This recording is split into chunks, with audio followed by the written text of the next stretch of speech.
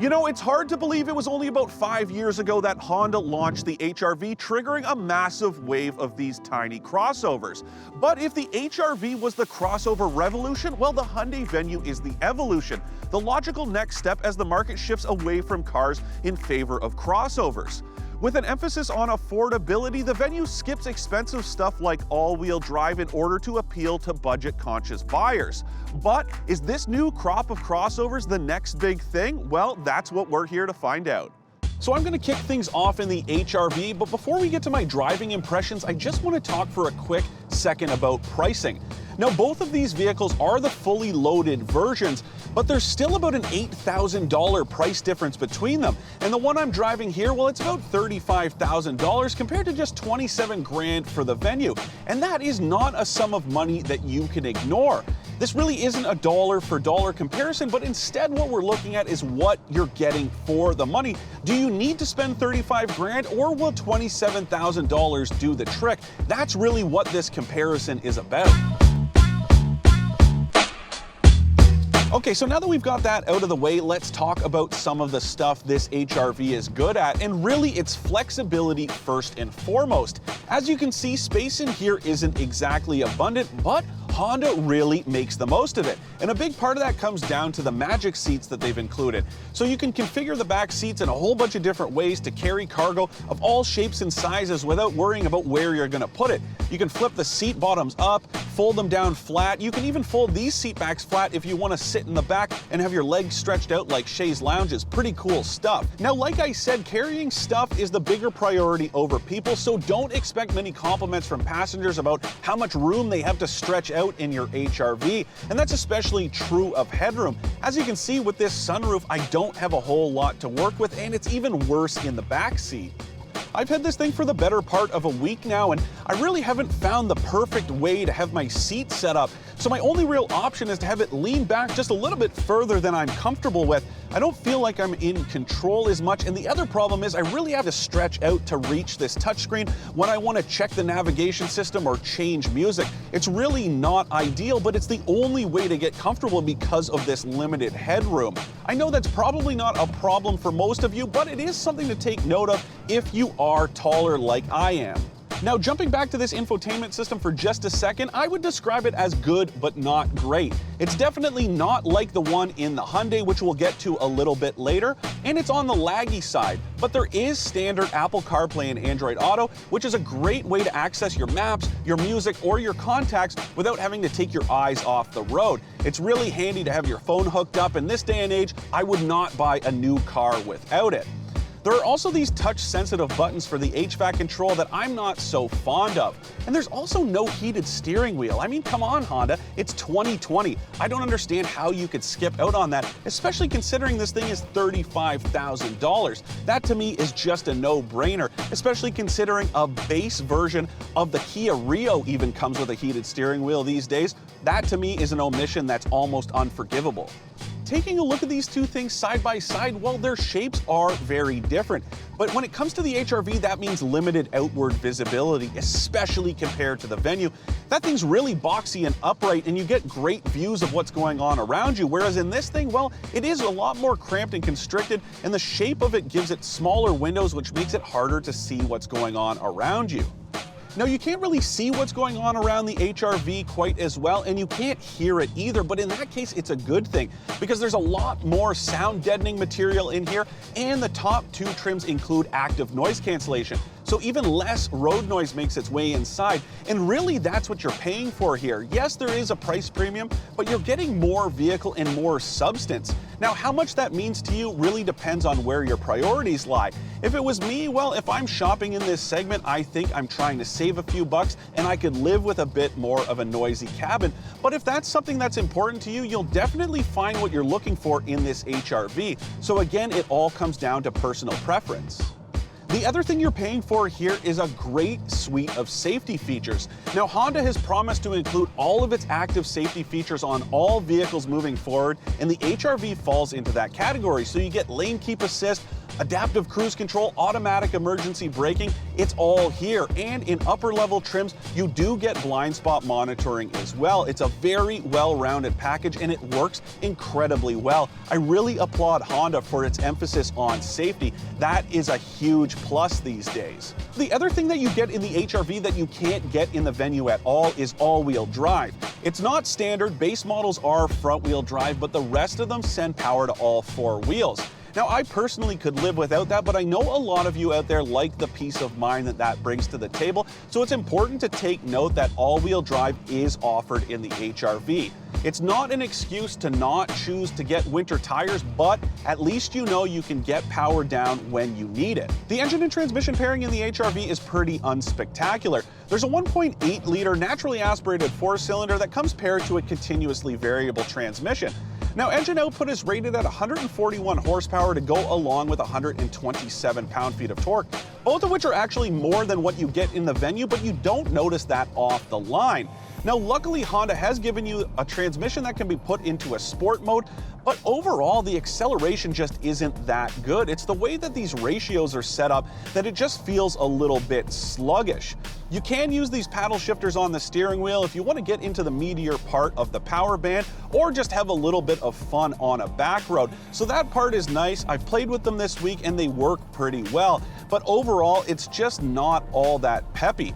Now, you will appreciate that at the pumps because fuel consumption here, even with the all-wheel drive, is rated at about 8.5 liters per 100 kilometers combined. And I've been almost bang on that this week, despite how cold it's been and a snowstorm that hit earlier this week.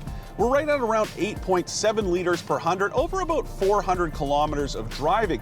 That's pretty impressive, and there's winter tires on this thing to boot. So, hey, if you're looking to save a few dollars at the pumps, the HR-V will do the trick and give you that all-wheel drive traction. When it comes to the rest of the stuff that makes up the way the HR-V drives, it actually really reminds me of the Venue's slightly larger sibling, the Kona. There's just an agility and playfulness to it with the way the suspension is set up or the steering feel that really elevates it to a level that's not so common in crossovers. Now, speaking of the Kona, make sure to go over and watch that video next, or better yet, just subscribe to the autoTRADER.ca YouTube channel so you can check out all the latest content from the team here. Back to the substance of the HR-V, because I'm not just talking about the materials. Sure, it's cool that you can get leather upholstery on this top trim, which is something you can't get in the Venue at all, but there is a solidness and a nice quality to a lot of what's going on in here. And speaking of which, that's probably the biggest downside to the Venue, so let's hop into that thing to take a look at what it brings to the table.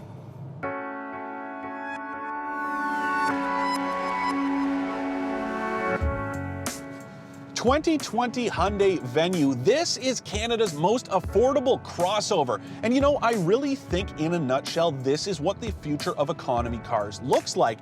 You're going to see more and more brands drop conventional sedans and hatchbacks from their lineup in favor of these affordable crossovers. And that has its pros and its cons. The Venue starts at about 17 grand before freight and fees, but you know, you can really tell as soon as you get into one of those stripped out models what you're paying for. Hyundai sucks you in with an 8-inch touchscreen, standard Apple CarPlay and Android Auto, and heated front seats. But that's about it. There's not even cruise control, and those base models come with a manual transmission. Not a very competitive product, but for 17 grand, hey, you get what you pay for. Now, the good news is it does get significantly better from there. And even from the second trim up, you get all kinds of safety features, though interestingly, adaptive cruise control is not part of the list on the second or any trim of the Venue. Kind of bizarre for a new vehicle in 2020. Okay, so no adaptive cruise control, but pretty much every other advanced safety feature you could want is here. Automatic forward emergency braking and lane keep assist, but I have to say it is one of the worst systems I have ever used. It fights you non-stop to keep you in the center of the lane, and that to me is kind of counterintuitive. It's one thing if I'm drifting over to push me back in, but when I feel like I'm wrestling with the steering wheel to keep going in a straight line, well, that is no good if you ask me, and I found myself turning it off after just a couple of days of frustration. Hyundai calls the loaded version of this thing the Ultimate, so it's got some extra stuff like automatic climate control and a heated steering wheel. Hey Honda, did you hear that? A heated steering wheel in a vehicle for 27 grand. important note. Anyways, some other stuff in here, well, no leather upholstery, but you do get this really cool cloth that I implore everyone who's considering a Venue to put this on your options list. I know there's no way to talk about how it's going to age, and we'll have to see, but this blue interior is really neat, and if you're on the fence about picking a cool color for the exterior of your vehicle, well, why not opt for something cool like this blue interior? After all, this is where you're going to spend most of your time anyways, so why not look at something interesting rather than a sea of black plastic and cloth? Now, looks aside, this is a Hyundai, so some of the plastics in here are downright terrible. Before we get into it, I have seen some of the comments on my videos, and I have to admit, they are hilarious. One guy asked me if I was expecting diamonds, and the other one said I wanted premium quality materials in here, and both of those missed the point completely. What I'm saying is the hollowness of this plastic, well, it's no good, and it doesn't matter whether you're paying 17 grand, 27 grand, or 70 grand. Really, the last time I felt something like this was in my first car, which was a 95 Ford Escort. This is no good in 2020, and I don't care if you're talking about a Hyundai, a Lexus, a Mercedes-Benz, or otherwise. Make better materials in your car, that's all I'm asking for. And you know, the hollowness of the plastics in here, well, those are a big reason why there's so much more road noise. I know that's part of the way Hyundai offers a cheaper product, but it also means a noisier one. And just a little bit of a thicker plastic or some extra insulation would go a long way into quieting this ride, and I'm sure people would be willing to spend just a few extra bucks to get something that's a little bit more comfortable. I've already gone over the fact you can't get all-wheel drive in the Venue, so I'm not going to dwell on it. Let's talk about the engine instead. There's a 1.6-liter four-cylinder just like the one you can get in the Hyundai Accent. And output is pretty dismal. There's only 121 horsepower to go along with 113 pound-feet of torque, which is less than the HR-V, but I'm telling you, it is more than adequate. And a big reason why is the way the continuously variable transmission it's mated to is programmed. It just makes it feel a lot peppier than the HR-V and peppier than a lot of vehicles in this class. But better yet, Hyundai has included this driver selectable sport mode that tunes the throttle mapping to give you just a little bit more punch when you need it. That drive dial also gives you access to a snow mode, which tailors the throttle system as well as the traction control for sticky situations. But a big plus of this engine is the fuel economy. Now, since there's no all-wheel drive, it sips even less gas than the HR-V, which impressed me a lot this week, but this has been even better. It's rated at a combined 7.5 liters per 100 kilometers, and I've been able to hit 7.6 liters per 100 this week. Considering the weather and the temperature, I am very impressed with how this thing has performed. Now, if you want a crossover with a Hyundai badge on it that's a little bit playful, well, the Kona is the only way to go. Because just like the HR-V, it has a little bit more character to it. This thing is a lot flatter, a lot more rigid, and a lot more ho-hum, but that's not exactly a bad thing considering this is really a commuter car. In that vein, Hyundai knows that this thing is probably going to be an A to B car, a grocery getter, or the thing that gets you to and from work, and they know that you're probably going to spend most of your time alone, so they've really prioritized front seat space as opposed to back seat or cargo room like Honda has with the HR-V.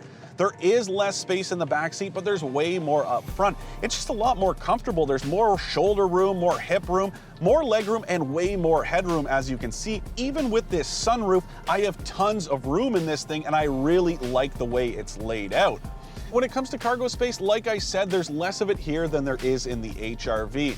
Hyundai has included its cargo floor that can be lowered when you need just a little bit more room, but there's no configurable seats in this thing, so when it's time for a weekend away, pack accordingly. Space in the back is also not quite as good. Headroom is pretty restricted and legroom is really tight. So smaller kids won't have a problem, but if you plan to move adults in this thing, well, be prepared for some complaints.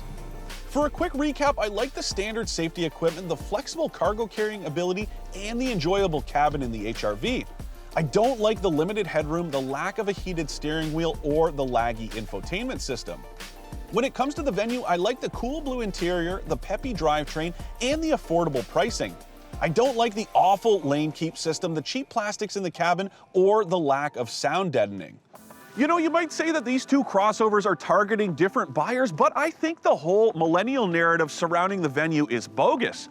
Sure, it's cheaper and comes in some pretty cool colors, but that doesn't mean they're all driven by a bunch of people my age looking for a new car. And instead, I think both of these things appeal to the budget-conscious buyer who wants to live within their means rather than buying more vehicle than they need. When it comes to the HR-V, it'll start around 26,000 bucks and top out at 35 grand. But there's nothing about it that feels all that special aside from those cool magic seats. With the Venue, well, it starts at 19,000 bucks and tops out at 27,000, and it just comes together a lot nicer. And for all my complaints about it, it just feels like there's a lot of value for the dollar. This isn't exactly a dollar for dollar comparison, but no matter how you slice it, the Venue ticks a lot of boxes and it'll save you a few bucks along the way. If you can live without all-wheel drive, and trust me, you can, then the Venue's a pretty good bet.